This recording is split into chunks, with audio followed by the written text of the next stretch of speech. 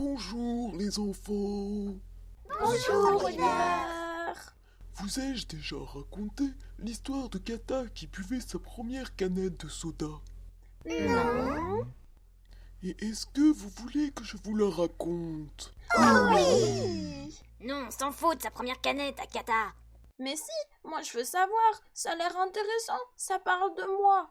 Bah justement, et en plus, c'est toi la mieux placée pour connaître ta propre vie.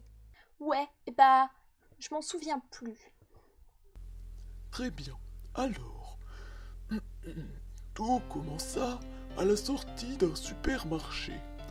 Kata venait de s'acheter des canettes de Fanta à l'orange. Elle était donc sur le chemin du retour. On en parle qu'elle doit avoir 6 ans, Kata, et qu'elle part faire ses courses toute seule. Mais chut.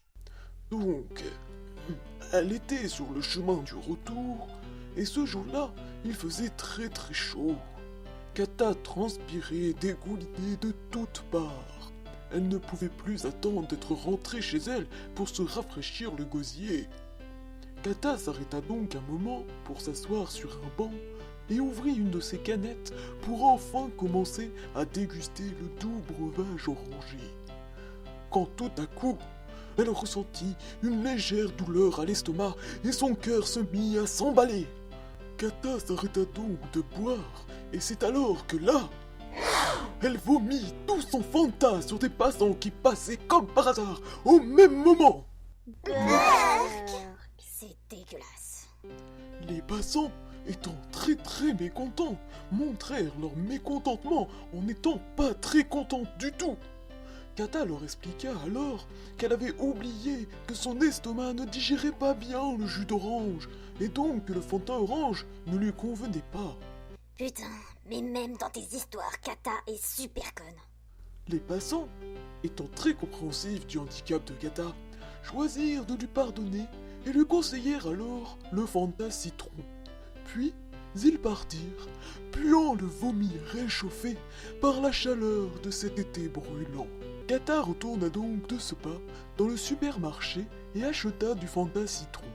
Elle repartit ensuite se rasseoir sur le banc sur lequel elle était précédemment, puis ouvrit une canette et commença à la boire d'une traite, car après avoir vomi, elle était encore plus assoiffée que tout à l'heure. Sauf qu'à chaque fois que Kata buvait une gorgée, le Fanta lui provoquait un hoquet. Mais comme elle avait vraiment très très soif, elle ne pouvait plus s'arrêter de boire. Elle continua alors à boire la canette, malgré les hoquets qui devenaient insoutenables. Puis tout à coup, elle s'étouffa avec son hoquet et le Fanta, et elle mourut d'une crise d'épilepsie. Fin. C'est quoi l'épidépsie? Mais c'est n'importe quoi ton histoire. Elle est complètement nulle à chier. De 1, Kata, elle peut pas être morte puisqu'elle est là en ce moment même. Et de 2, une crise d'épilepsie, ça apparaît pas comme ça juste parce que tu t'étouffes avec du Fanta. Du Fanta et en plus le hockey.